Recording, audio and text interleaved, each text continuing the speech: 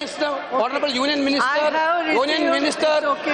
Smriti Irani ji, received notice on her reply on February of privilege dated 26 February and 29 February against Union HR Minister. The matter is under my consideration. Please, now the budget. Mr. Minister, to present the budget. It is under my consideration.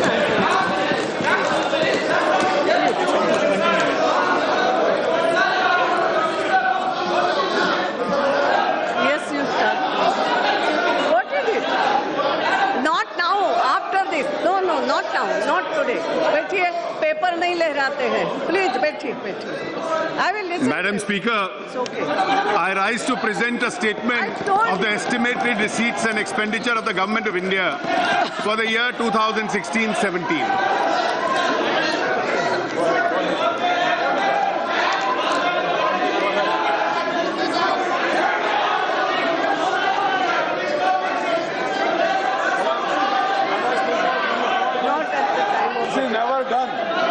This is never done, madam. The finance minister has called his budget speech.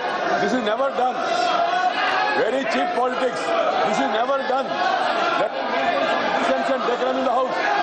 The budget, on budget also, they want to have score political points. Nothing can go on record. Madam, I request you, nothing can go on record. Except budget. Please, 1 minute. No, please. I have already said that I have received notices of question of privilege dated 26th and 29 February respectively against Srimati Smriti Irani ji. Naam aana chahiye na? Yes. But the matter is under my consideration. That is the thing. No, now nothing will be. Have some respect for the parliamentary system. This is not the way. Madam Speaker,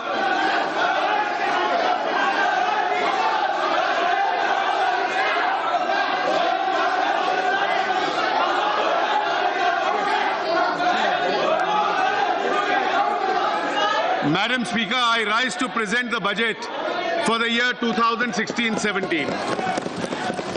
I am presenting this budget when the global economy is in a serious crisis. Global growth has slowed down from 3.4% in 2014 to 3.1% in 2015. Financial markets have been battered and global trade has contracted. Amidst all these global headwinds, the Indian economy has held its ground firmly.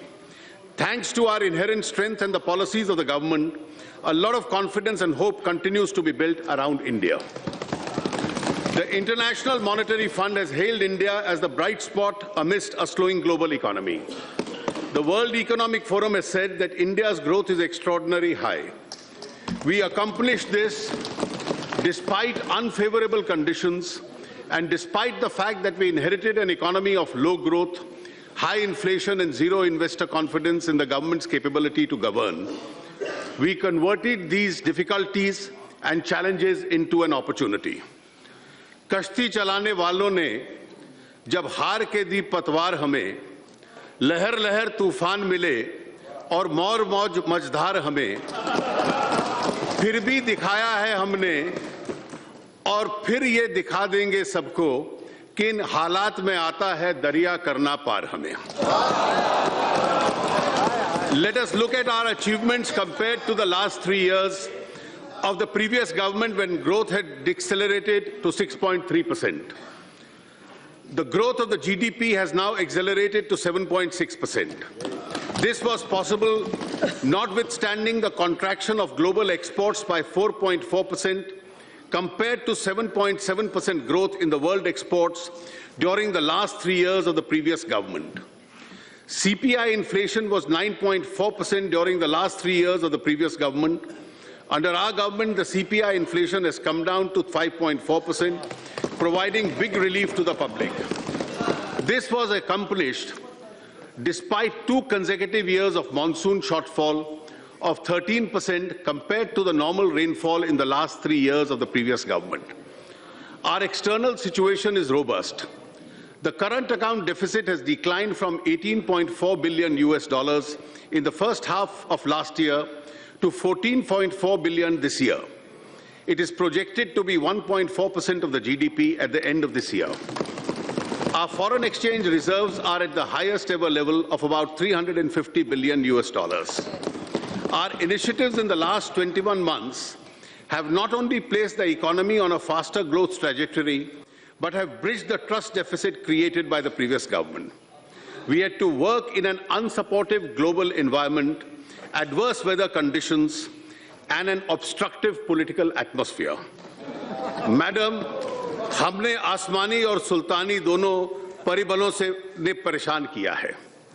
We believe in the principle that money with the government belongs to the people, and we have a sacred responsibility to spend it prudently and wisely for the welfare of our people, especially the poor and the downtrodden. We have increased our planned expenditure at the RE stage in 2015-16, in contrast to the usual practice of reducing it.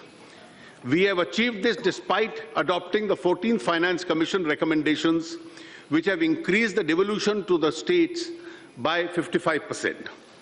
We must now look ahead. The risk of global slowdown and turbulence are mounting. This complicates the task of economic management for India. It has three serious implications for us. First, we must strengthen the firewalls against these risks by ensuring macroeconomic stability and prudent fiscal management. Secondly, since foreign markets are weak, we must rely on domestic demand and Indian markets to ensure that the Indian growth does not slow down. And third, we must continue with the pace of economic reforms and policy initiatives to change the lives of our people for the better. We see these challenges as opportunities. The financial year 2015-16 and 16-17 have been and will be extremely challenging for the government expenditure. The 14th Finance Commission has reduced the centre's share of taxes to 58% from 68%. In the financial year 2015-16, we managed to improve upon the budgeted expenditure due to resource revenue buoyancy, notwithstanding the steep reduction in the central share of taxes. The next financial year, 2016-17, will cast an additional burden on account of the recommendations of the 7th Central Pay Commission and implementation of the Defence OROP. The government, therefore, has to prioritize its expenditure. We wish to enhance the expenditure in the farm and the rural sector, the social sector, the infrastructure sector, and provide for recapitalization of the banks.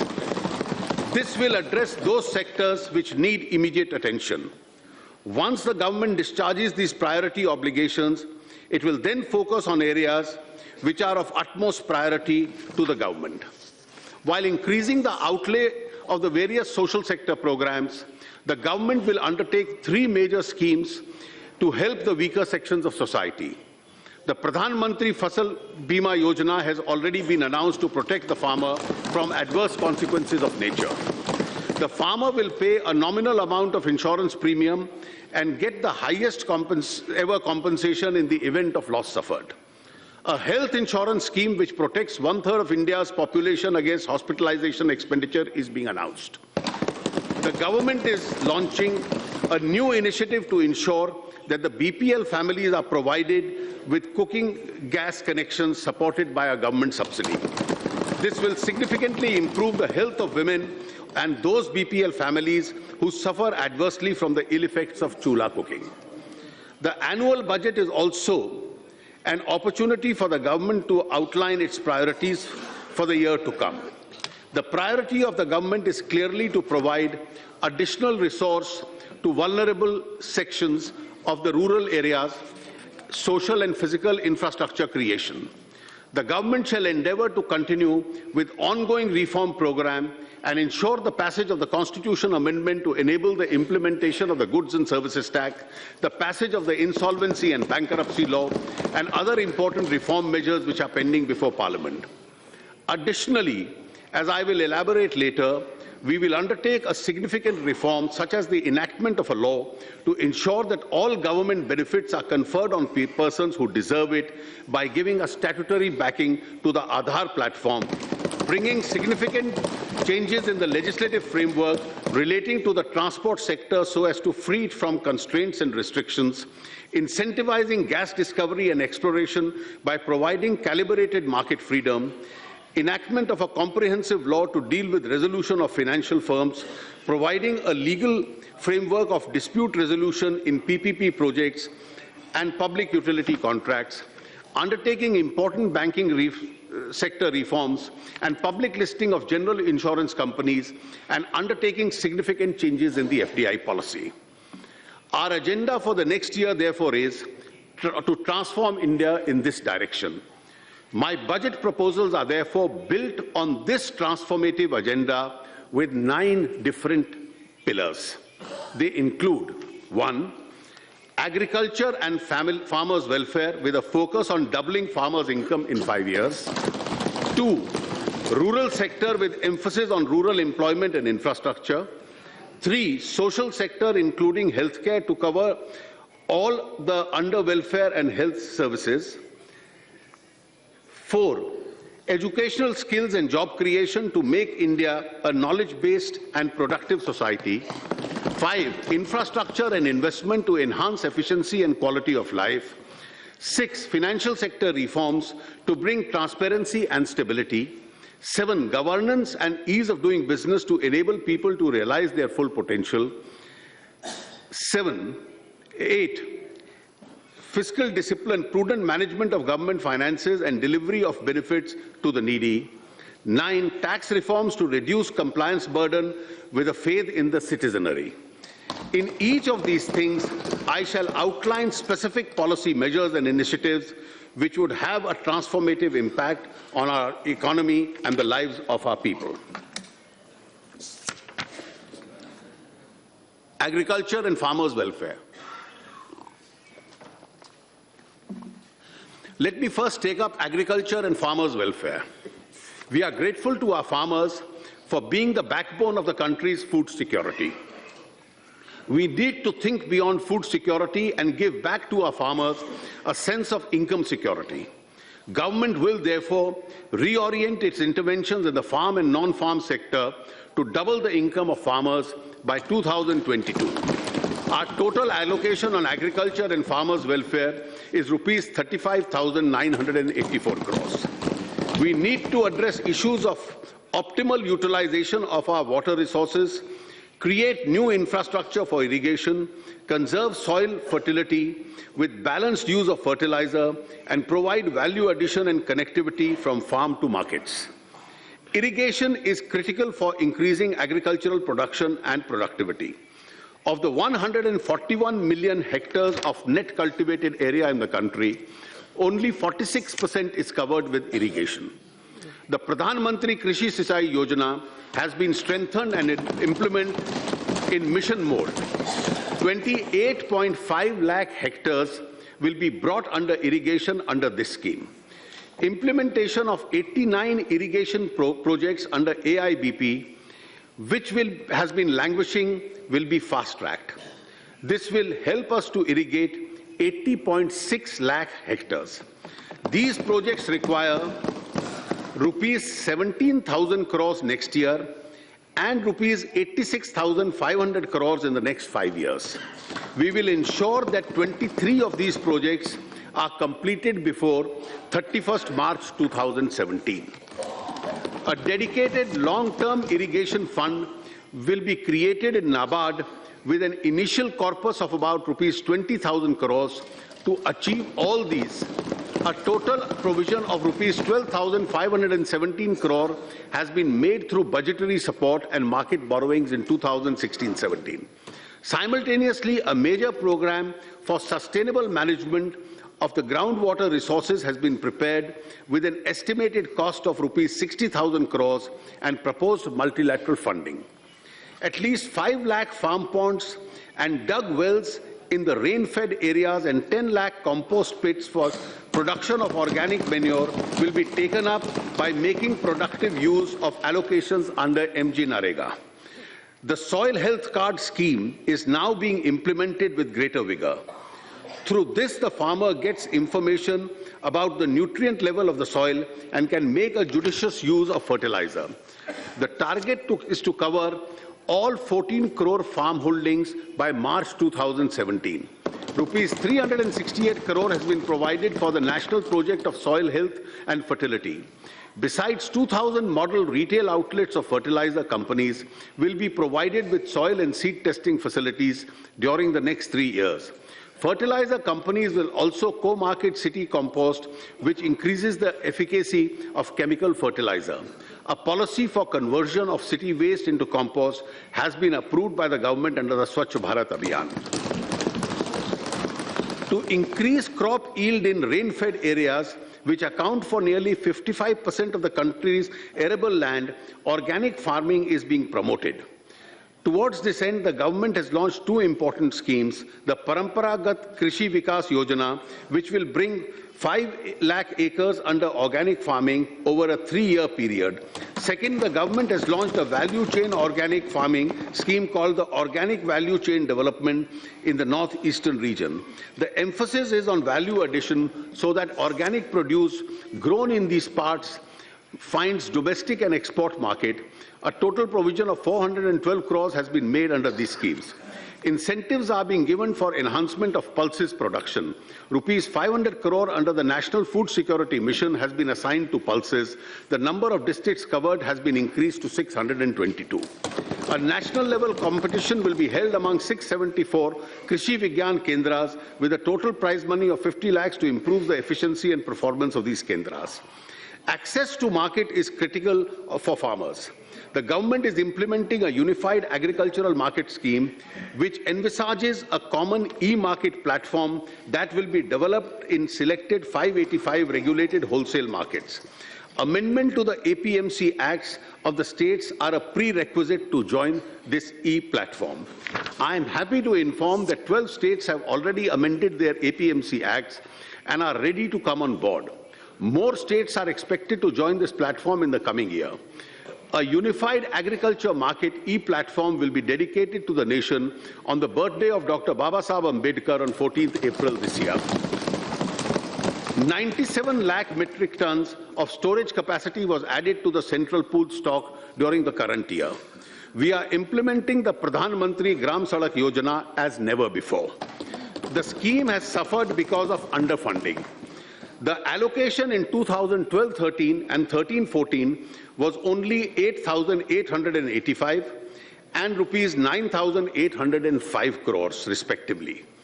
We have substantially increased the allocation in the last 2 years, which will now be allocated rupees 19,000 crores in 16-17. ये जो 19,000 करोड़ है, this is only 60% of the cost, क्योंकि 40% states bear करेंगे. Together with the state share, totally about 27,000 crores will be spent on this Yojana in 2016-17. Our goal is to advance the completion target of the program from 2021 to 2019 and connect the remaining 65,000 eligible habitations by constructing 2.23 lakh kilometers of roads.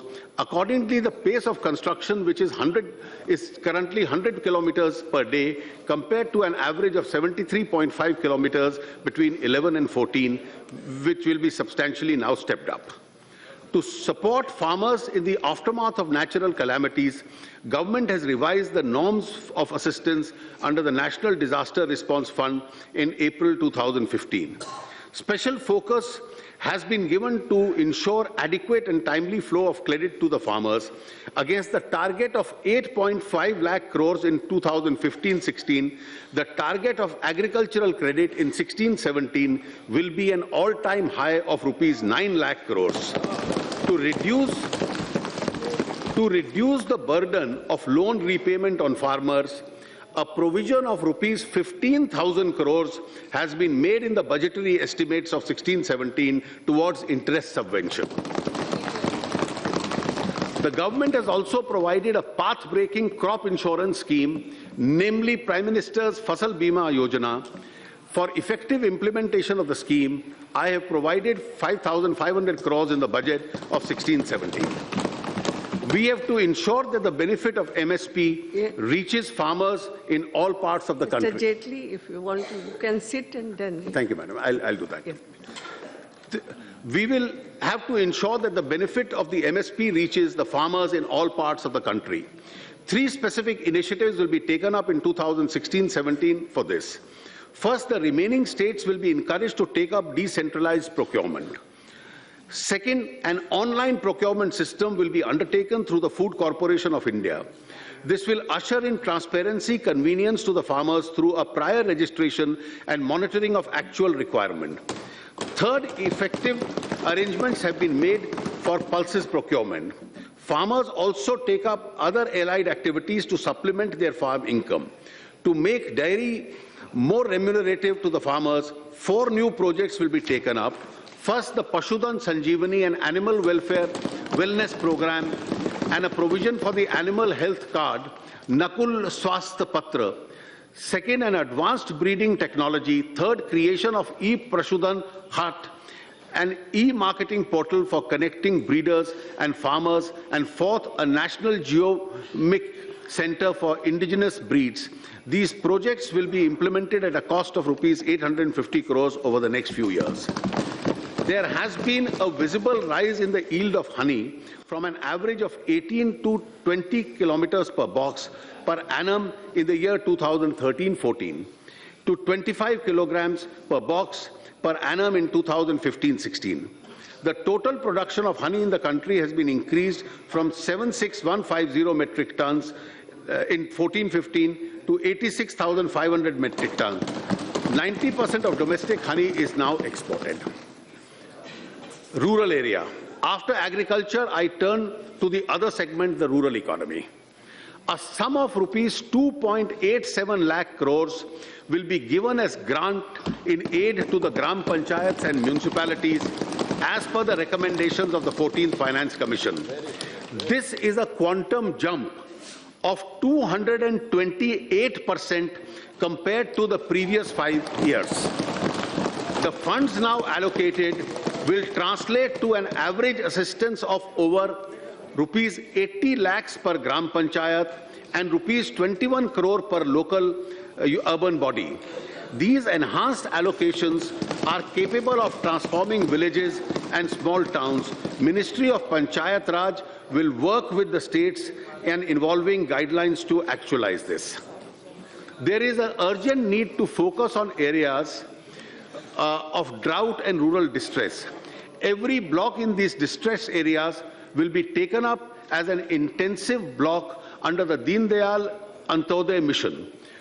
Formation of self-help groups will be speeded to promote multiple livelihood. Cluster facilitation teams will be set up under MG Naregas to ensure water conservation and natural resource management. These instincts would also be taken up on a priority basis under the Pradhan Mantri Krishi Sechai Yojana. A sum of rupees 38,500 crores has been allocated for Manrega in 2016-17. Madam, if this total amount is spent, this will be the highest ever amount spent in a year on Manrega. 300 Rurban clusters will be developed under the Shama Prasad Mukherjee Rurban mission launched by the Honorable Prime Minister recently. These clusters will include incubate growth centers in rural areas by providing infrastructural amenities and market access for farmers. These will also expand employment opportunities for the youth. As of 1st April 2015, a total of 18,542 villages were not electrified. The Honorable Prime Minister, in his address to the nation on 15th August 2015, announced that the remaining villages will be electrified in the next 1,000 days. As on 23rd February 2016, 5,542 villages have been electrified. I think the Power Minister and the Ministry deserves to be congratulated for this. This is more than the total combined achievement of the previous 3 years. The government is committed to achieve 100% village electrification by 1st May 2018. Rupees 8,500 crores has been provided for the Deen Dayal Upadhyaya Gram Jyoti Yojana and integrated power development schemes. Swachh Bharat Mission is India's biggest drive to improve sanitation and cleanliness, especially in rural India. This subject was very close to the heart of the father of the nation. For the first time since independence, the Parliament has had a comprehensive debate on sanitation. This has become a topic of discussion in almost every home. We have introduced ranking of urban areas in sanitation, which has resulted in constructive competition along towns and cities. Rupees 9,000 crores has been provided for the Swachh Bharat Abhiyan. In order to continue this momentum, priority allocation from the centrally sponsored scheme will be made to reward villages that have become free from open defecation. We need to derive greater benefit from the demographic advantage. We need to spread digital literacy in rural areas. Of the 16.8 crore rural households, as many as 12 crore households do not have computers and are unlikely to have digitally literate people. We have approved 2 schemes to promote digital literacy, National Digital Literacy Mission and Digital Saksharta Abhiyan. We now plan to launch the Digital Literacy Mission scheme for rural India to cover around 6 crore additional households in the next 3 years. Details of this scheme will be spelled out separately.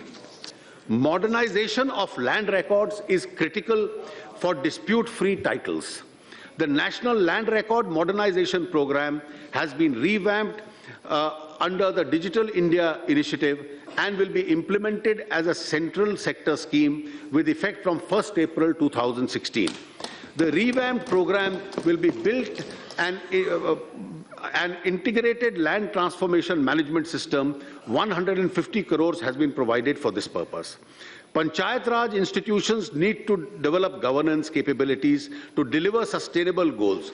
It has therefore been proposed to launch a new restructured scheme, namely the Rashtriya Gram Swaraj Abhiyan, for which rupees 655 crore has been set aside. For rural development as a whole, I have allocated rupees 87,765 crores in this budget. Madam, may I continue sitting down? Right. Stand. Social sector, including healthcare. When asked what he intends doing for regeneration of India, Swami Vivekananda had said, no amount of politics would be of avail until the masses in India are well educated, well fed, and well cared for. I now proceed to present the key element of my proposal in the social sector. In our country, cooking gas cylinders were considered an upper middle class luxury. Gradually, it spread to the middle class, but the poor do not have access to cooking gas. Women of India have faced the curse of smoke during the process of cooking. According to the experts, having an open fire in the kitchen is like burning 400 cigarettes in an hour. Time has come to remedy this situation. We have decided to embark upon a massive mission to provide an LPG connection in the name of women members of poor households. I have set aside a sum of rupees 2,000 crore in this year's budget to meet the initial cost of providing these LPG connections. This would benefit about 1 crore 50 lakh households below the poverty line in the year 2016-17.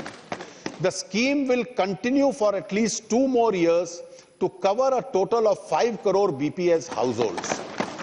This will ensure universal coverage of cooking gas in the country. This measure will empower women and protect their health. It will reduce drudgery and time spent on cooking. It will also provide employment for rural youth in the supply chain of cooking gas. I want to take this opportunity to express our gratitude and appreciation of 75 lakh middle class and lower middle class households who have voluntarily given up their cooking gas subsidy in response to a call given by the Prime Minister. Their gesture is a matter of pride for the country. Catastrophic health events are the single most important cause of unforeseen out-of-pocket expenditure, which pushes lakhs of households below the poverty line every year. Serious illness of family members causes severe stress on financial circumstances of poor and economic weaker families, shaking the foundations of economic security. In order to help such families, the government will launch a new health protection scheme which will provide health cover up to rupees 1 lakh per family. For senior citizens of the age of 60 and above belonging to this category, an additional top-up package of rupees 30,000 will be provided. Quality medicines, making quality medicines available at an affordable price has been a key challenge. This will reinvigorate the supply of generic drugs.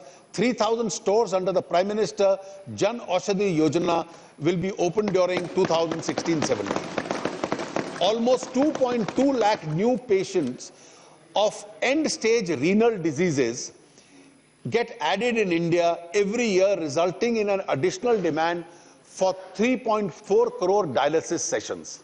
With approximately 4,950 dialysis centers in India, largely in the private sector, concentrated in major towns, the demand is only half met. Each dialysis session costs around rupees 2,000, an annual expenditure of more than rupees 3 lakhs. Besides, most families have to undertake frequent trips for long distance to access dialysis services, incurring heavy travel cost and low wages. To address this situation, I propose to start a national dialysis service program. Funds will be made available through a PPP mode under the National Health Mission to provide dialysis service in all district hospitals. To reduce cost, I propose to exempt certain parts of dialysis equipment from basic customs duty, excise CVD and SAD. Scheduled caste and scheduled tribe entrepreneurs are beginning to show great promise in starting and running of successful businesses. The Prime Minister had given a call for promoting entrepreneurship amongst the SC/ST to become job providers rather than job seekers. I am happy to inform you that the Union Cabinet has approved the Stand Up India scheme to promote entrepreneurship amongst SC/ST and women. 500 crores has been provided for this purpose. The scheme will facilitate at least 2 such projects per bank branch, 1 in each category of entrepreneur. This will benefit at least 2.5 lakh entrepreneurs in this category. We are celebrating the 125th birth anniversary of Dr. B.R. Ambedkar. This must become the year of the economic empowerment for SC/ST entrepreneurs. We have extensively interacted with Dalit India Chamber of Commerce and Industry on building an entrepreneurship ecosystem. It is proposed to constitute a national scheduled caste and scheduled tribe hub in the MSME ministry in partnership with industry associations. This hub will provide a professional support to scheduled caste and scheduled tribe entrepreneurs to fulfill the obligations under the central government procurement policy, adopting best practices and leverage the stand-up initiative. The scheme for welfare and skill development of minorities, such as multi-sectoral development program and Ustad, shall be implemented effectively. Education, skills and job creation. I would now like to highlight the steps proposed to be undertaken under the education, skill development and job creation, which is the 4th pillar of my budget proposals. After universalization of primary education through the country, we want to take the next big step forward by focusing on quality education. An increasing share of allocation under the Sarva Shiksha Abhiyan will be allocated.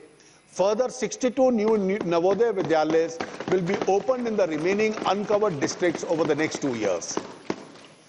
It is our commitment to empower higher educational institutions to help them to become world-class teaching and research institutions.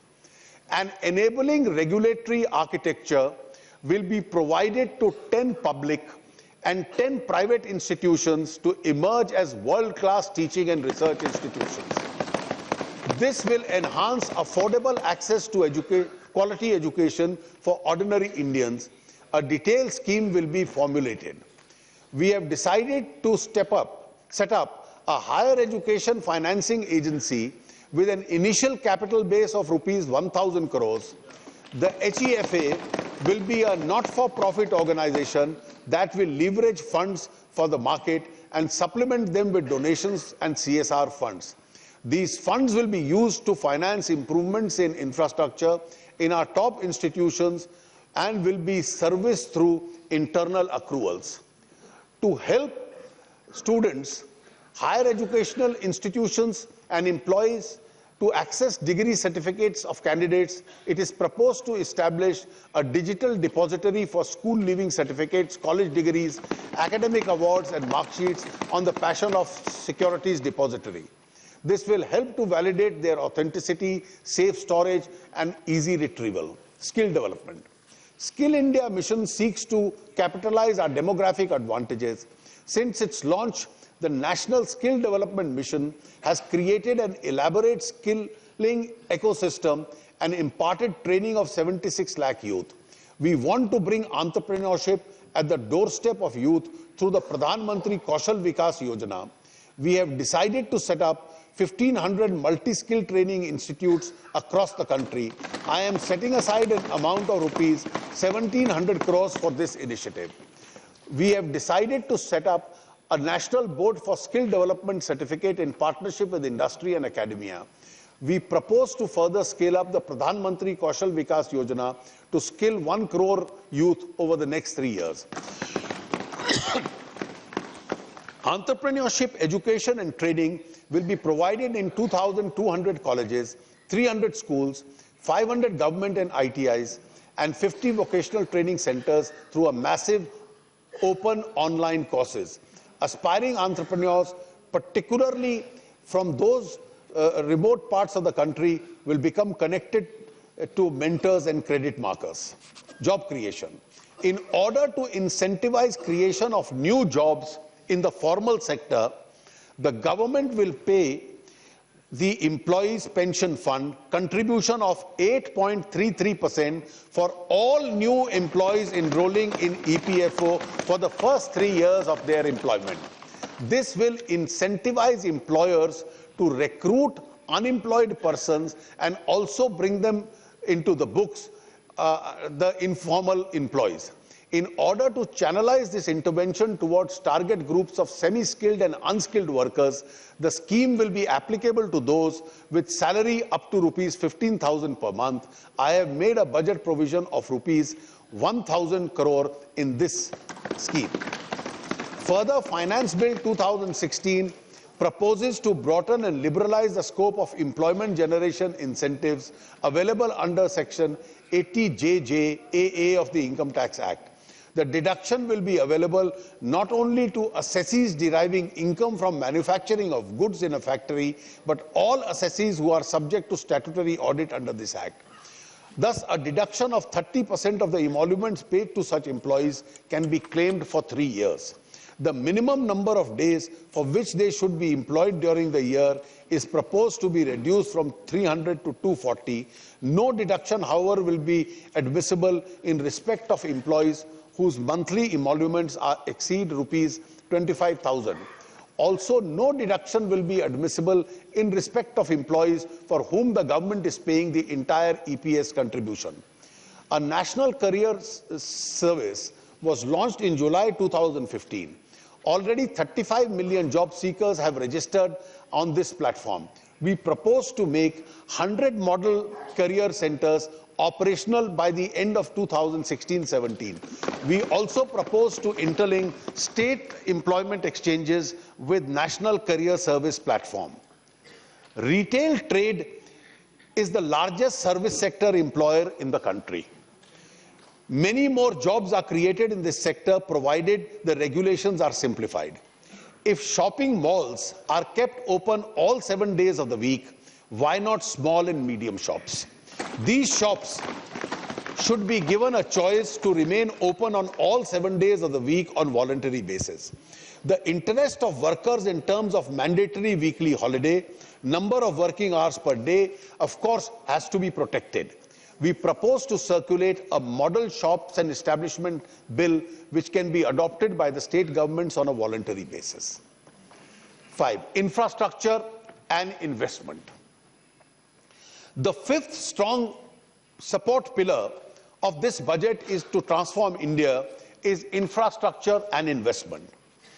In the road sector, there were more than 70 projects that were languishing at the beginning of the year due to legacy factors. Aggregate length of these projects was about 8,300 kilometers, involving 1 lakh crore investment. With exemplary and proactive intervention under the leadership of my colleague Shri Gadkari, nearly 85% of these projects have been put back on track. India's highest ever kilometers of new highways were awarded in 2015. At the same time, India's highest ever production of motor vehicles was achieved in 2015. This is a sign of growth of the economy, but it presents a challenge also. Therefore, we have speeded up the process of road construction.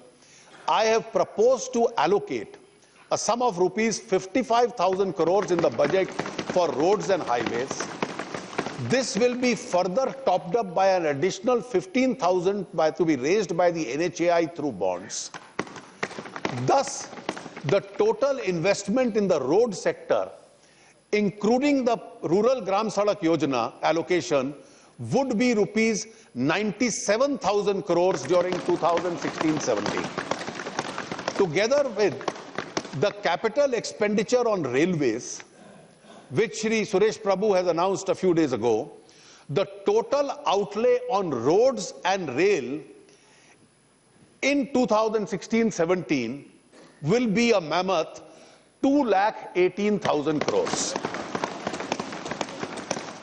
We further expect to approve nearly 10,000 kilometers of national highways in 2016-17. This will be much higher than the 2 previous years. The pace of completion of road projects will also rise to 10,000 kilometers in 2016-17. In addition, nearly 50,000 kilometers of state highway will also be taken up for upgradation as national highway.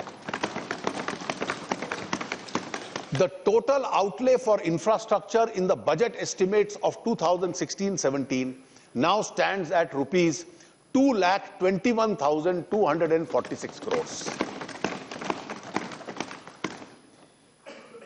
Madam, this is an important announcement. Passenger traffic on our roads has been made more efficient for the benefit of the common man and the middle class. This is a totally unreformed sector which suffers from several impediments. Abolition of permit Raj will be our medium-term goal. Government will enact necessary amendments in the Motor Vehicles Act and open up the road transport sector in the passenger segment. An enabling ecosystem which will be provided for the states, which will have a choice of adopting the new legal framework. Entrepreneurs will be able to operate buses on various routes, subject to efficiency and safety norms. The major benefit of this game-changing initiative will be the provision for a more efficient public transport facilities, greater public convenience, new investments in moribund sectors, creation of new jobs for our youth, growth of startup entrepreneurs, and other multiplier effects. These measures will take us faster down the road to development. In 2015, India's major ports have handled the highest ever quality of cargo. We have also added the highest ever capacity in major ports. We have started a series of measures for modernizing ports and increasing their efficacy. The Sagarmala project has already been rolled out. We are planning to develop new greenfield ports both in the eastern and western coasts of India. The work of the national waterways is already being expedited. Rupees 800 crores has been provided for this initiative. In civil aviation sector, the government is drawing up an action plan for revival of unserved and underserved airports. There are 160 airports and airstrips with state governments which can be revived at an indicative cost of rupees 50 to 100 crores each. We will partner with the state governments to develop some of these airports for regional connectivity.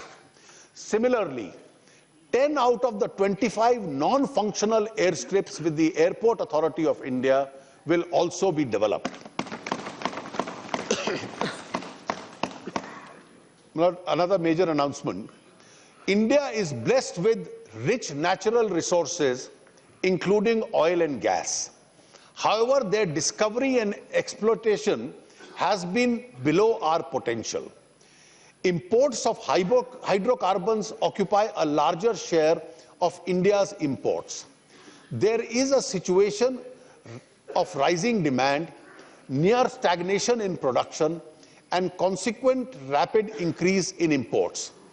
As a part of our drive towards self-sufficiency, the government is considering to incentivize gas production from deep sea, ultra-deep water, and high-pressure, high-temperature areas which are presently not exploited on account of higher costs and higher risk.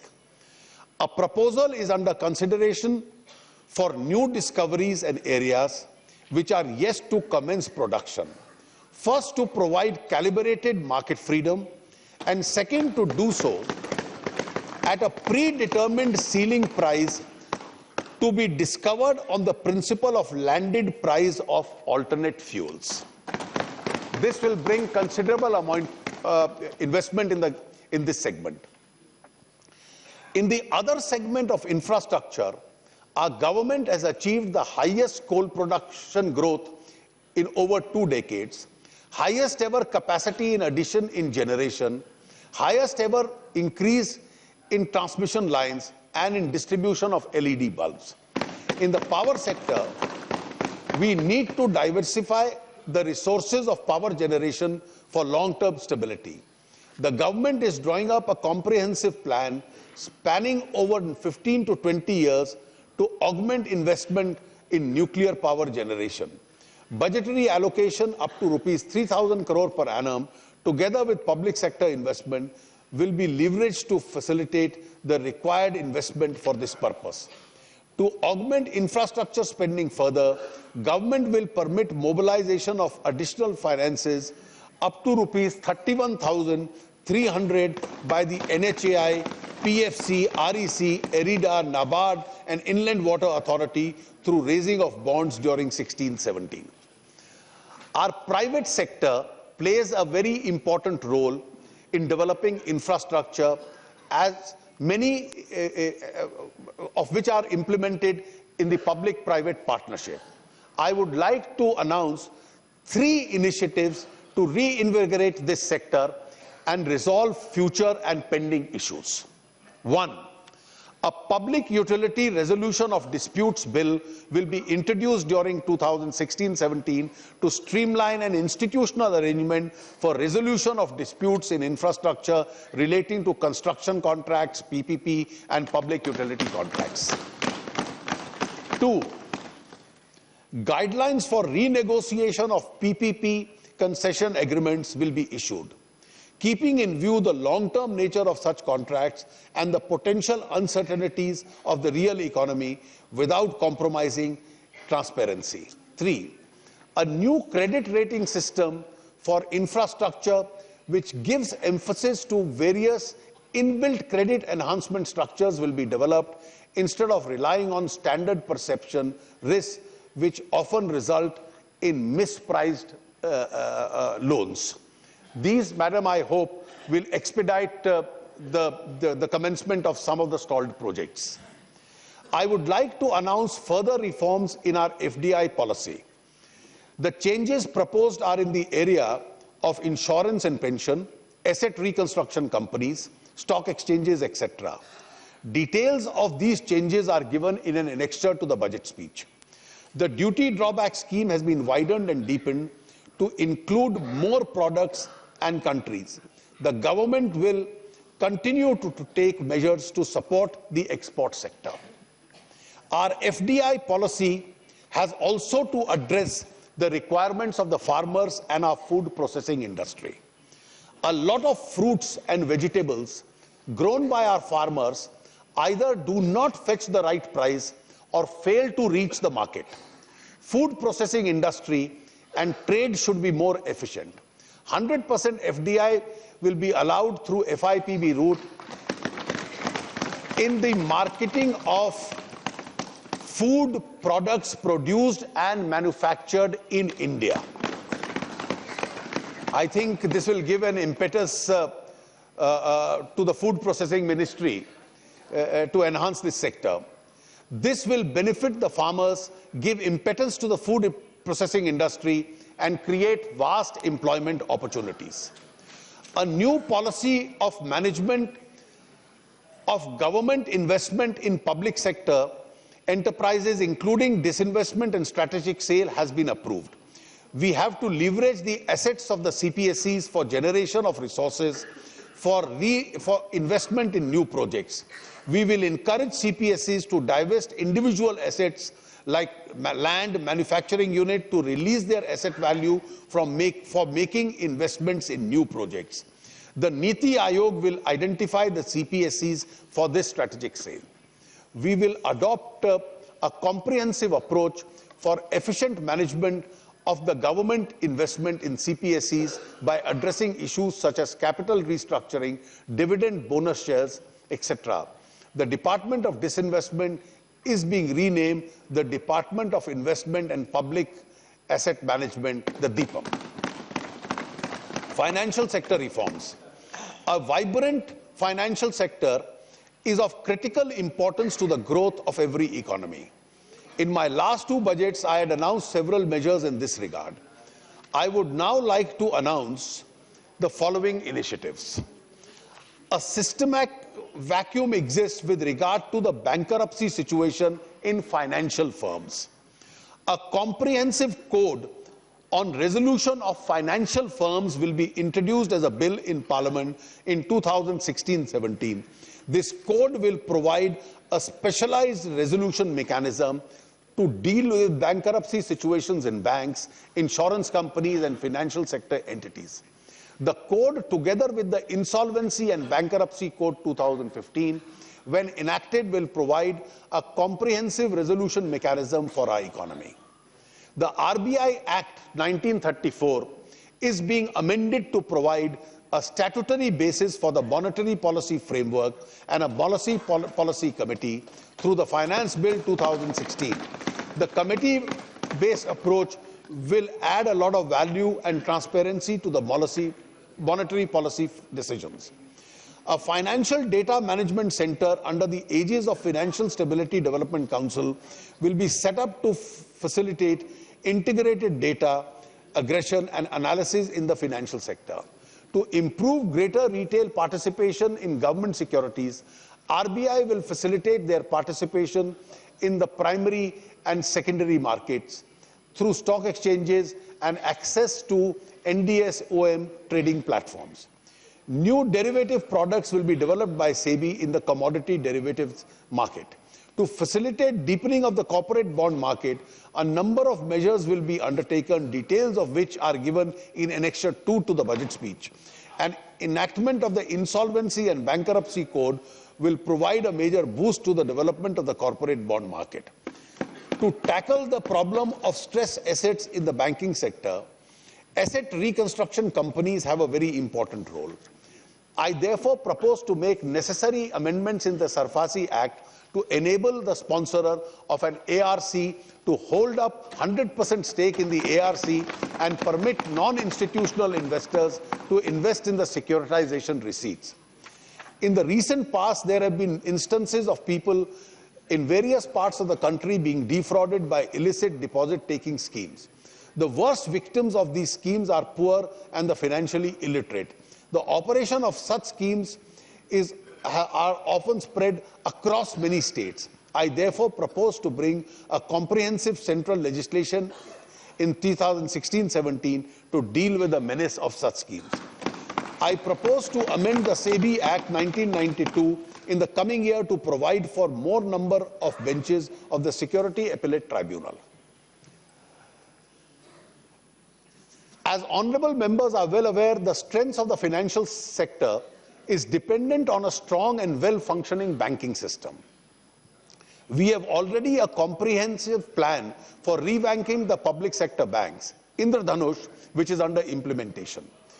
We are now confronted with a problem of stress assets in public sector banks, which is a legacy of the past. Several steps have already been taken in this regard. We are not interfering in the lending and personal matters of the bank. Structural issues have been addressed in various sectors like power, coal, highways, sugar and steel.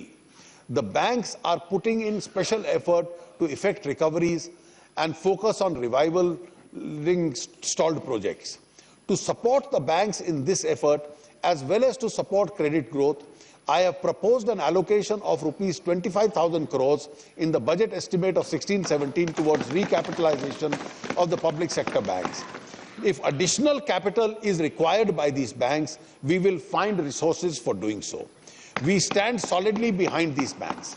Our public sector banks will be strong and competitive. The Banking Board Bureau will be operationalized during 2016-17 and a road for consolidation of public sector banks will be spelled out. The process of transformation of the IDBI has already started. Government will take it forward and also consider the option of reducing its stake below 50%. For speedier resolution of stress assets, the Debt Recovery Tribunal will be strengthened with focus on empowering the existing infrastructure, including computerized processing of court cases to support reduction in the number of hearings and faster disposal of cases. The Pradhan Mantri Mudra Yojana was launched for the benefit of the bottom pyramid of entrepreneurs. Banks and NBFCs, MFIs have reported the amount sanctioned under the PMMY has reached about rupees 1 lakh crore to cover 2.5 crores borrowers by early February this year. For the coming year, Madam, I propose to increase the target next year to rupees 1,80,000 crores. To provide better access to the financial system services, especially in rural areas, we will undertake a massive nationwide rollout of ATMs, micro ATMs in post offices over the next 3 years. Public shareholding in government-oriented companies, it means to ensure higher levels of transparency and accountability. To promote this objective, the general insurance companies owned by the government will be listed in stock exchanges. Government and the ease of doing business. Our government is giving an unparalleled emphasis to the good governance with special focus on process reforms. IT-enabled government processes. The whole idea is to remove irritants from public in their interface with government agencies. A task force has been constituted for rationalizing the human resource in various ministries. A comprehensive review and rationalization of autonomous bodies is also underway. A critical component of minimum government and maximum governance is to ensure targeted disbursement of government subsidies and financial assistance to the actual beneficiaries. Public money should reach the poor and the deserving without any leakage. 3 specific initiatives are proposed to achieve this objective. First, we will introduce the targeted delivery of financial and other subsidy benefit services by using the Aadhaar framework. The bill will be introduced in the current budget session of Parliament. The Aadhaar number or authentication shall, however, not confer any rights of citizenship or domicile. A social security platform will be developed for using Aadhaar to accurately target beneficiaries. This will be a transformative piece of legislation which will benefit the poor and the vulnerable. Secondly, We have already introduced a direct benefit transfer in LPG. Based on this successful experience, we propose to introduce a DBT on a pilot basis for fertilizer in a few districts of the country with a view to improving the quality of service delivery to farmers. Third, of a total of 5.35 lakh fair price shops in the country, automation facilities will be provided to 3 lakh fair price shops by March 2017. We have to bring transparency and efficiency in government procurement of goods and services. The Director General of Supplies and Disposal will establish a technology-driven platform to facilitate procurement of goods and services in various ministries and agencies by the government. To remove the difficulties and impediments to ease the doing of business, we will introduce a bill to amend the Companies Act in the current budget session of Parliament. The bill would also improve enabling environment for startups. The registration of companies will also be done in one day. Monitoring of prices of essential commodities is a key element of good governance. A number of measures have been taken to deal with the problem of abrupt increase in prices of pulses. Government has approved the creation of a buffer stock of pulses through procurement at a minimum support price and a market price through price stabilization fund. The fund has been provided with a corpus of rupees 900 crores to support the market intervention. Madam Speaker, for good governance, we have to capitalize on country's unity in diversity. To strengthen the understanding of each other, it is proposed to create a closer engagement between states and districts in a structured manner. Ek Bharat Shresth Bharat program will be launched to link states and districts, an annual program that connects people through exchanges in areas of language, trade, culture, travel and tourism. We shall do this through mutual agreement with participating states and districts. In 2017, the country will celebrate the 70th anniversary of our independence. We will chalk out the milestones for nation's journey beyond the 70th anniversary of independence.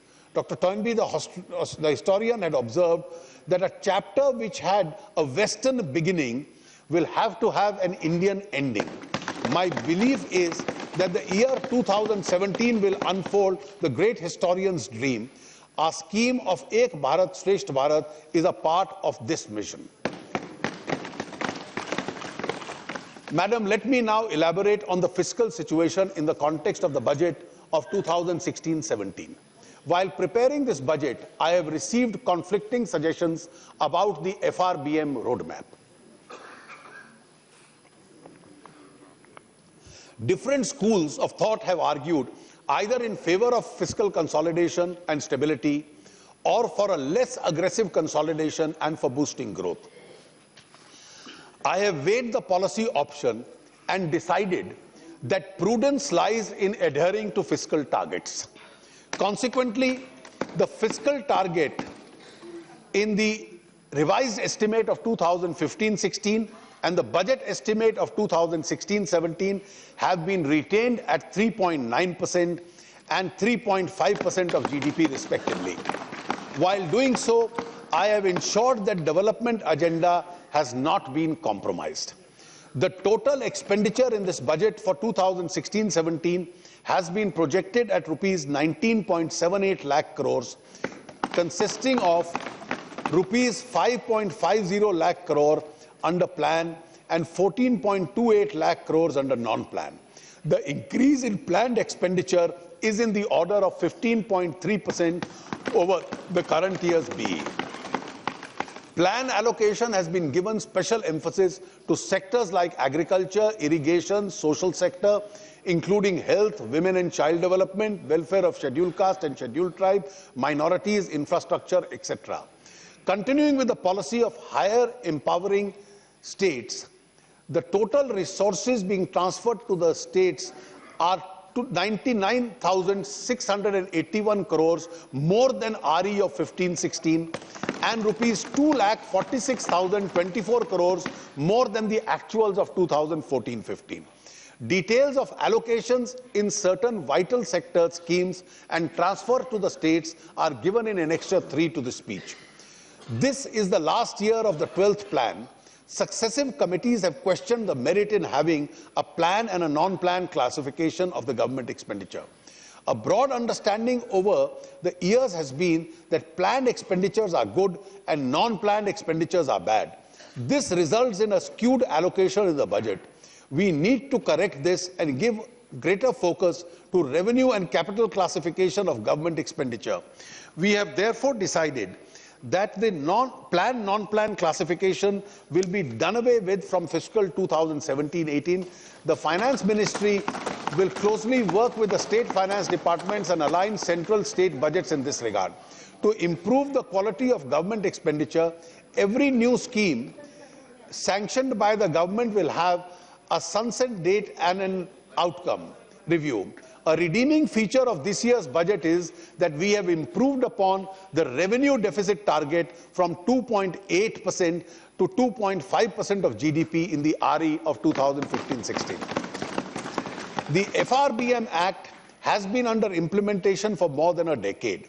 Both central and state governments have made significant gains from the implementation of this act. There is now a school of thought which believes that instead of a fixed number as a fiscal target, it may be better to have a fiscal target range as the target, which would give necessary policy space to the government to deal with dynamic situations. There is also a suggestion that fiscal expansion or contraction should be aligned with credit contraction or expansion respectively in the economy.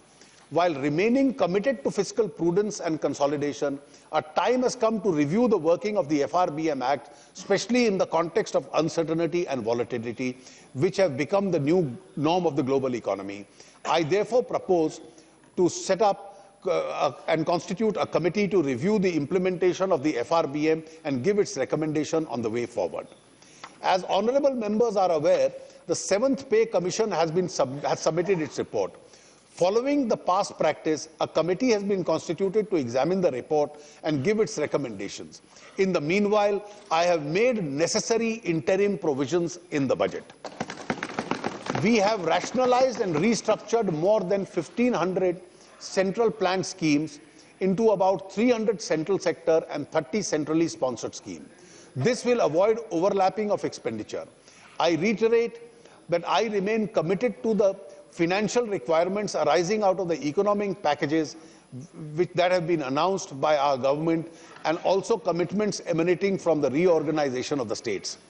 I have also allocated an initial sum of rupees 100 crores each for celebrating the birth anniversary of Pandit Deen Dayal Upadhyay and the 350th birth anniversary of Guru Gobind Singh Ji. Tax reforms. I shall now turn to tax reform, which is elaborated in Part B of my budget scheme. Madam Speaker, I shall now present my tax proposals. The government acknowledges the role of the taxpayer in the nation building. Each rupee of the tax contributes towards the government's effort to provide a better infrastructure, rural revival and social well-being. Taxation is a major tool to the government for removing poverty and inequality from the society. The posterity will not forgive us if we do not use this opportunity in this perspective. The thrust of my tax proposals this year falls in 9 categories. 1, relief to small taxpayer. 2, measures to boost growth and employment generation. 3, incentivizing domestic value additions to help make in India. 4, measures for moving towards a pension society. 5, measures for promoting affordable housing. 6, additional resource mobilization for agriculture, rural economy and clean environment. 7, reducing litigation and providing certainty in taxation. 8, simplification and rationalization of taxation. 9, use of technology for creating accountability. Relief to small taxpayer. In order to lessen the burden on individuals with income not exceeding 5 lakhs, I propose the ceiling of tax rebate under Section 87A from 2,000 to rupees 5,000. There are more than 2 crore taxpayers in this category who will get a relief of rupees 3,000 in their tax liability. The people who do not have any house of their own and do not get any house rent allowance from their employer today get a reduction of rupees 24,000 per annum in their income to compensate them for the rent they pay. I propose to increase the limit of deduction in respect of rent paid under Section 80GG from rupees 24,000 per annum to rupees 60,000 per annum, which should provide relief to those who live in rented houses. The next, madam, is important. Presumptive taxation schemes under Section 44AD of the Income Tax Act is available for small and medium enterprises, that is non-corporate businesses, with a turnover or gross receipts not exceeding 1 crore rupees. At present, 33 lakh small business people avail of this scheme, which frees them from the burden of maintaining detailed books of account and getting audits done. I propose to increase the turnover limit under this scheme to rupees 2 crores, which will bring big relief to a category of assessees in the MSME category. That is to say, anyone with a turnover in business of 2 crores, there will be a presumptive income of 8%. I also propose to extend the presumptive income taxation scheme to all professionals with gross receipts up to 50 lakhs, with a presumption of profit being 50% of their gross receipts. Madam, this for small businesses and all professionals, this will bring tremendous ease in their taxation matters. Measures to boost growth and employment generation.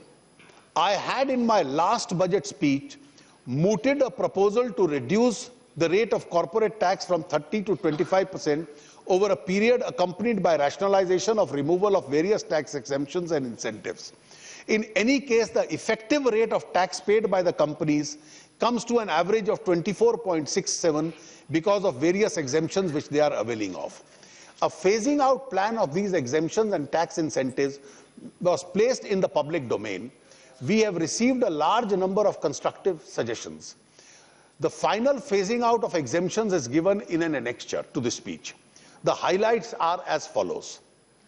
The accelerated depreciation provided under the Income Tax Act will be limited to a maximum of 40% with effect from 1st April 2017. The benefit of deductions of research would be limited to 150% from 1st April 17 and 100% from 1st April 2020. The benefit of Section 10AA to a new SEZ will be available to units which commence activity before 31/3/2020. The weighted deduction under 35 CCD for a skill development will continue up to 1/4/2020. The reduction in corporate tax has to be calibrated with additional revenue expected from the incentives being phased out. The benefits of phasing out of exemptions are available to the government only gradually. In the first phase, therefore, I propose the following two changes in the corporate income tax rates. A, the new manufacturing companies which are incorporated on or after 1st March 2016, as proposed to be given an option of being taxed at 25% per surcharge plus cess, provided they do not claim any profit-linked investment-linked deduction and do not avail of any investment allowance and accelerated depreciation. Madam, new manufacturing companies will also bring jobs. I also propose to lower the corporate income tax rate for the next financial year of relatively small enterprises companies with turnovers not exceeding 5 crores in the financial year ending March 2015 to 29% per surcharge plus cess. Startups generate employment, bringing innovation, and are expected to be key partners in Make in India program. I propose to assist their propagation through 100% deduction of profits for 3 out of the 5 years for startups set up during April 2016 to March 2019. MAT will apply in such cases.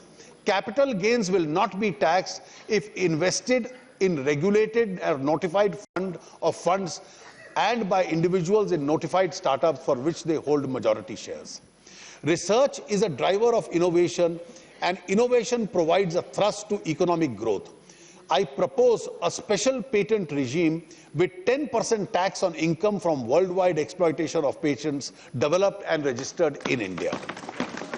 In order to get more investment in the asset reconstruction companies, which plays a very important role in the resolution of bad debts, I propose to provide a complete pass-through of income tax to securitization trusts, including trust of ARCs. The income will be taxed in the hands of the investor instead of the trust. However, trusts will be able to deduct tax at source.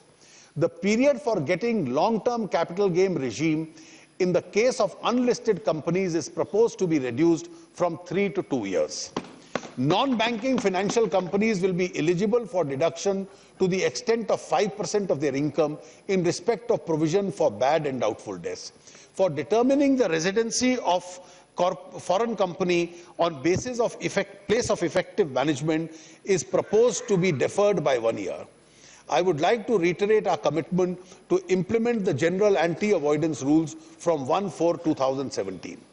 In order to meet our commitments to the BEPS initiative of the OECD and G20, the Finance Bill 2016 includes provisions for requirement of country-by-country reporting for companies with a consolidation revenue of more than euros 750 million. I propose to exempt service tax on services provided under the Deen Dayal Upadhyay Gramin Kaushalya Yojana and services provided by assessing bodies empaneled by the Ministry of Skill Development and Entrepreneurship. I propose to exempt service tax on general insurance service provided by under the Nirmaya Health Insurance Scheme, launched by the National Trust for Welfare of Persons with autism, cerebral palsy, mental retardation and multiple disability. To promote the use of refrigerated containers, I propose to reduce the basic custom duty by the excise duty to them from 5% to 6%. As a number of assistive devices, rehabilitation aids and other goods for differently abled persons attract nil basic custom duty. Accepting the suggestion that came from the Mr. Rahul Gandhi, I propose to exempt this exemption to the burial paper also. Customs and excise duty structures plays an important role in incentivizing domestic value addition towards Make in India campaign of our government. In line with that, I propose to make suitable changes in the customs and excise duty rates of certain inputs, raw materials, intermediaries, components and certain other goods, and simplifying procedures as to reduce cost and improve competitiveness of domestic industry in sectors like information technology, hardware, capital goods, defense production, textiles, mineral fuels, mineral oils, chemicals, petrochemicals, paperboard and newsprint, maintenance, repair and overhauling of aircrafts and ship repair. Details of these changes are given in annexure to the budget speech. Measures for providing a pension society. Pension schemes offer financial protection to senior citizens. I believe that the tax treatment should be uniform for defined benefits and defined contribution pension schemes. Pension plans. I propose to make withdrawal up to 40% of the corpus at the time of retirement tax exempt in the case of the National Pension Scheme. In case of superannuation funds and recognized provident funds, including EPF, and the same norm of 40% of the corpus to be tax-free will apply in respects of corpus created out of contribution made after 1/4/2017. Further, the annuity fund which goes to the legal heir after the death of the pensioner will not be taxable in all three cases. Also, we are proposing a monetary limit for contribution of the employer in recognized provident and superannuation fund at 1.5 lakh per annum for taking the tax benefit.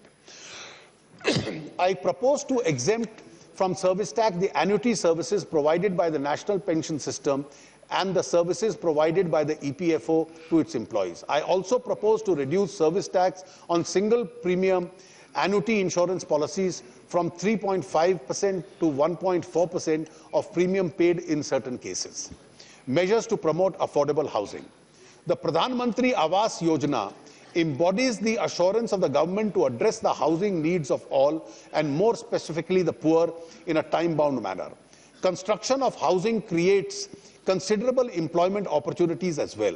In order to fuel activity in the housing sector, I propose to give 100% deduction for profits to an undertaking from a housing projects for flats up to 30 square meters in the 4 metro cities and 60 square meters in other cities, approved during June 2016 to March 2019 and is completed within 3 years of approval. Minimum alternative tax will, however, apply to these undertakings. For the first home buyers, I propose to give a deduction for an additional interest of rupees 50,000 per annum for loans up to 35 lakhs sanctioned during the next financial year, provided value of the house does not exceed 50 lakhs. Another proposal to stimulate housing activity is to facilitate investment in the real estate investment trusts. I propose that any distribution made out of the income of the SPV by the REITs or the InvITs having specified shareholding will not be subject to the dividend distribution tax. It is proposed to exempt service tax on construction of affordable housing up to 60 square meters under any scheme of central or state government, including the PP scheme. I also propose to extend excise duty exemptions presently available to concrete mix manufactured at sites for the use of constructions at such sites to ready mix concrete. Additional resource mobilization for agriculture, rural economy and for a clean environment. Dividend distribution tax uniformly applies to all investors irrespective of their income slabs.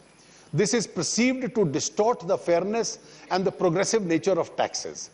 Persons with relatively higher income can bear a higher tax cost. I therefore propose that in addition to the DDT paid by the companies, tax at the rate of 10% of the gross amount of dividend will be payable by recipients, that is an individual, HUF and firm, receiving dividend in excess of 10 lakh rupees per annum. I also propose to raise the surcharge from 12% to 15% on person other than companies, firms, cooperative societies having an income of over rupees 1 crore. I also propose to collect at source at the rate of 1% on purchase of luxury cars exceeding a value of 10 lakhs and purchase of goods and services in cash exceeding rupees 2 lakhs.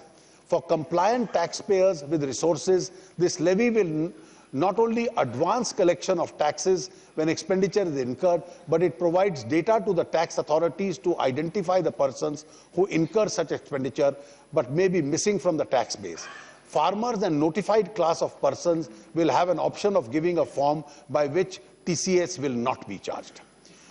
Rate of security transactions tax in the case of options is proposed to be increased from 0.017 to 0.05%.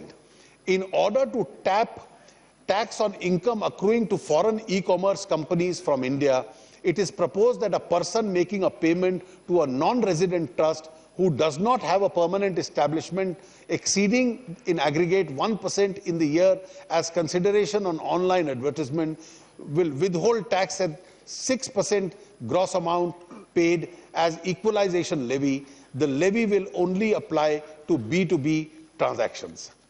I propose to impose a cess called the Krishi Kalyan cess, that is 0.5% on all taxable services, proceeds of which would be exclusively used for financing initiatives relating to the improvement of agriculture and welfare of farmers. The cess will come into force with effect from 1st of June 2016. Input tax credit on this cess will be available for payment of this cess. The pollution and the traffic situation in Indian cities is a matter of concern. I propose to levy an infrastructure cess of 1% on small petrol, LPG and CNG cars, 2.5% on diesel cars of certain capacity, and 4% on other high engine capacity vehicles and SUVs. Madam, the exemptions the exemption rate of duty which existed on parts of environment-friendly vehicles, which expires on 31st March this year, I am planning to continue that. I propose to impose an excise duty of 1% without input tax credit or 12.5% with input tax credit on articles of jewellery, excluding silver jewellery, other than studded with diamonds and some other precious metals, with a higher exemption and eligible limits of rupees 6 crores and 12 crores respectively.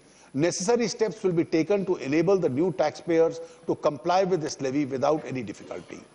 I propose to change the excise duty on branded ready-made garments and made-up garments of textiles with a retail price of above rupees 1,000 from nil to an input tax credit of 6% oblique 12.5 with input credit to 2% without input tax credit or 12% with input tax credit. I propose to rename the clean energy cess levied on coal, lignite and peat as clean environment cess and simultaneously increase its rate from rupees 200 per ton to rupees 400 per ton. To discourage consumption of tobacco and tobacco products, I propose to increase excise duty on various tobacco products other than BDs by about 10 to 15%. I propose to amend the finance bill so as to declare assignment by the government of the right to use radio frequency spectrum in its subsequent transfer a service to make it clear that the assignment of the right to use the spectrum is service leviable to service tax and not sale of intangible goods. Reducing litigation and providing certainty in taxation. Madam, we are moving towards a lower tax regime with non-litigious approach. Thus, while compliant taxpayers can expect a supportive interface with the department, tax evasion will be countered strongly. Capability of a tax department to detect tax evasion has improved because of enhanced access to information and availability of technology-driven analytical tools to proceed such information. I want to give an opportunity to the earlier non-compliant to move to the category of being compliant. I propose a limited period compliance window for domestic taxpayers to declare undisclosed income or income represented in any form of asset and clear up their past transgressions by paying tax at 30%, a surcharge of 7.5% and a penalty of 7.5%, which is a total of 45% of the undisclosed income. There will be no scrutiny or inquiry regarding the tax declared in these declarations under the Income Tax Act or the Wealth Tax Act, and declarations will have immunity from prosecution. Immunity from Benami Transaction Prohibition Act 1988 has also been proposed subject to certain conditions. The surcharge levied 7.5% of undisclosed income will be called Krishi Kalyan surcharge and will be used for agriculture and rural economy. We plan to open the window under the income tax disclosure scheme from 1st June to 30th September 2016 with an option to pay the amount due within 2 months of the declaration. Our government is fully committed to removing black money from the economy. Having given one opportunity for those who evaded income to declare it once, we would like to focus all our resources on bringing back people with black money to the books. Litigation is a scourge on the tax-friendly regime and creates an environment of distrust in addition to increasing the compliance cost of taxpayers and administrative costs to the government. There are about 3 lakh tax cases pending before the first appellate authority with disputed amount of rupees 5.5 lakh crores.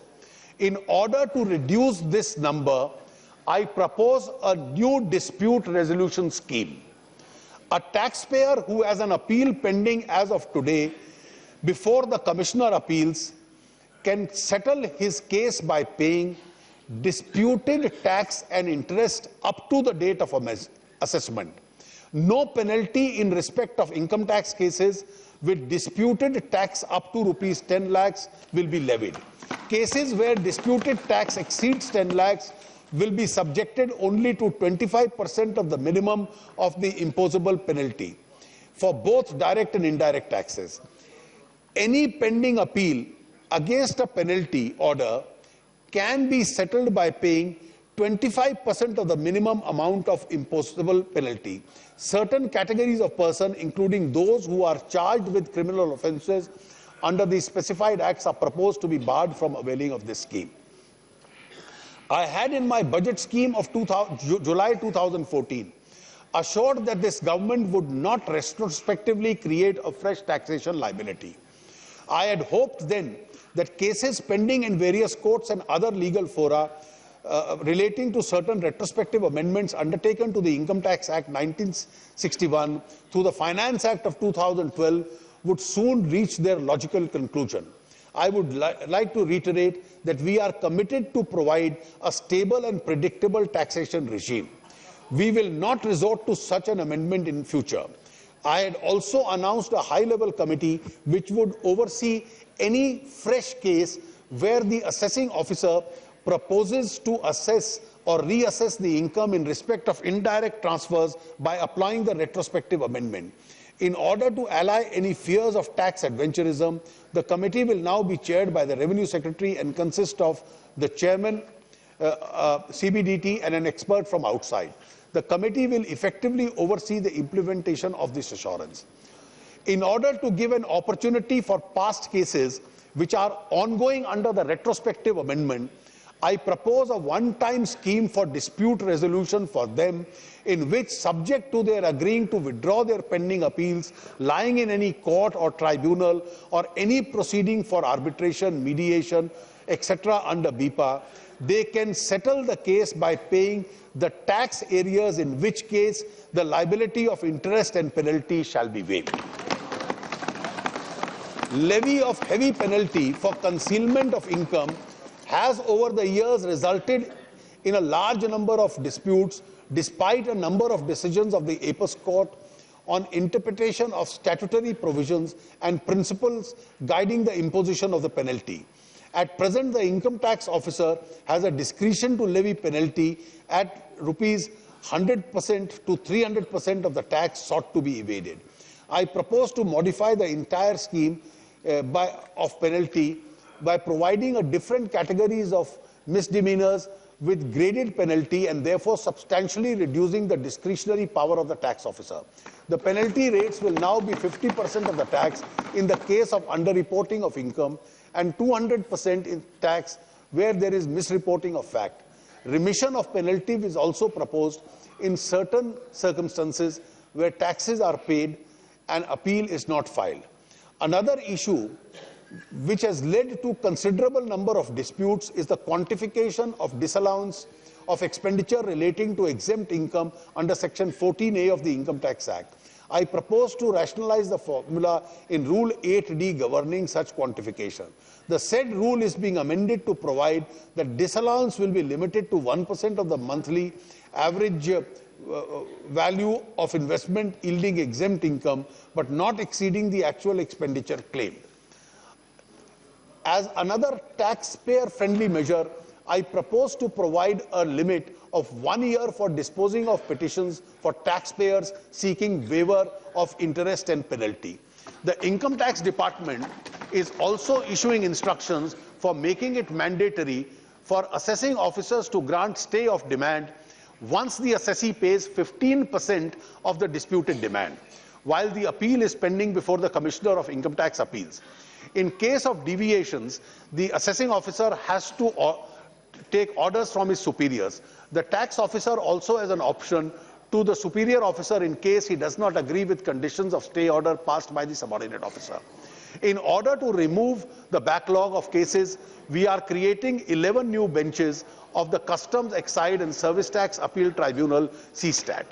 The monetary limit for deciding appeal by a single member bench is proposed to be enhanced from rupees 15 lakhs to rupees 50 lakhs.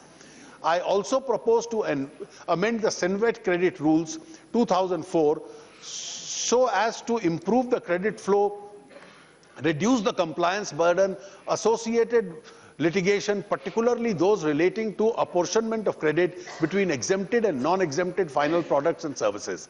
The amendments in these rules will also enable manufacturers with multiple manufacturing units to maintain a common warehousing for inputs and distribution of inputs with credits to the individual manufacturing units. Simplification and rationalization of taxation. The government has already accepted many recommendations of the Tax Administration Reform Committee, and I propose to accept a large number of recommendations of the Justice Ishwar Committee in this budget. To reduce multiplicity of taxes associated cascading and to reduce costs of collection, I propose to abolish 13 different cesses levied by various ministries in which the revenue collection is less than rupees 50 crores a year. To improve a cash flow position of the small taxpayer who get their funds blocked due to current TDS provisions, I propose to rationalize TDS provisions for income tax. The details are given in an annexure to this speech. Non-residents without PAN are currently subject to a higher rate of TDS. It is proposed to amend the relevant provisions to provide that on furnishing an alternate document, the higher rate will not apply. The facility for revision of returns hereto will be available to a service tax assessee only is being extended to a central excise assessee also. I propose to provide for an additional option to the banking companies and financial institutions, including non-banking financial companies, for reversal of the input credits with respect to non-taxable services provided by them by way of extending deposits and loans and advances. Our government has taken a number of steps to reduce the cargo release time and the transaction cost of exempt trade. I propose to amend the Customs Act to provide for deferred payment of customs duty for importers and exporters within the proven track record. In 2014-15 budget, I had announced the intent to implement Indian Customs Single Window Project.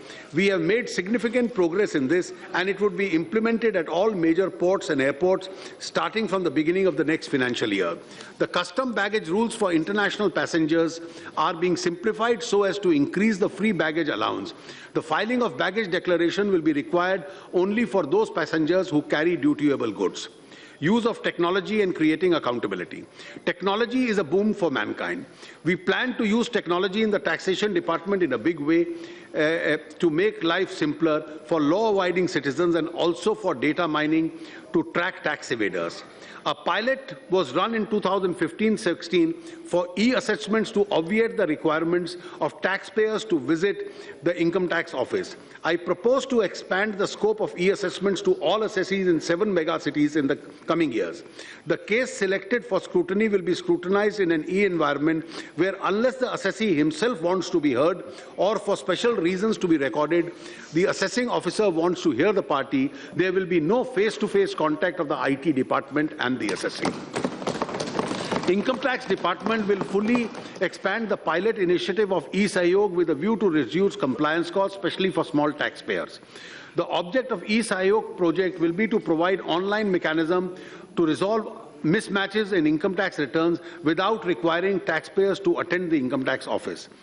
I propose that in matters pertaining to income tax, government will pay an interest at the rate of 9% as against a normal 6% in case there is a delay in giving effect to an appellate order beyond 90 days.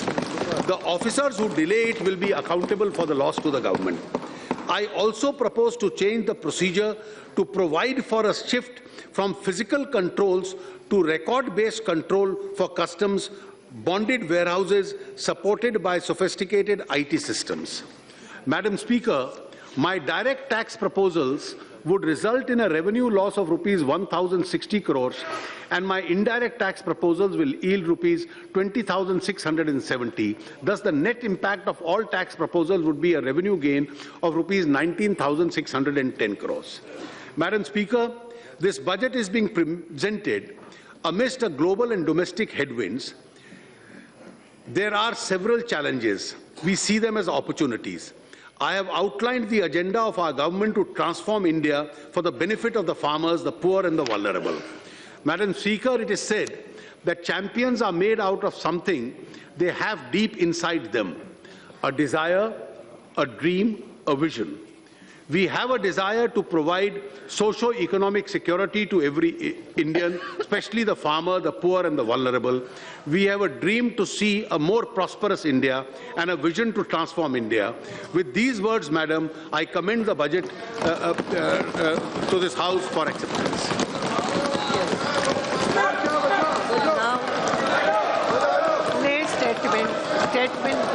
Madam Speaker, I rise to move leave to introduce the Finance Bill 2016.